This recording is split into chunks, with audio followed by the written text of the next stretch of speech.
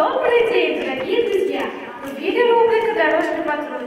И я ее ведущая, руководитель отряда «Юрий 4 колеса». Сегодня у нас в студии учитель УПЖ Владислав Александрович и его любимый ученик Вовочка.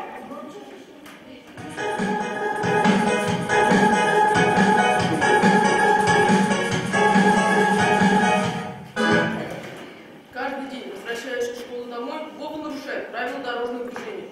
Мы вызывали его родителей, разговаривали с ним в детской комнате милиции, приглашали инспектора ГИБДД, но результата никакого. Заявляю всем открыто. Я направила сердитый. Мне учить их надоело. Сколько можно? Нет предела. И терпения больше нет. Красный свет, зеленый свет. Со светофором не дружу. Где хочу, там и хожу.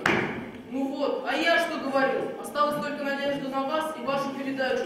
Может, хоть вы ему объясните, как правильно нужно переходить дорогу.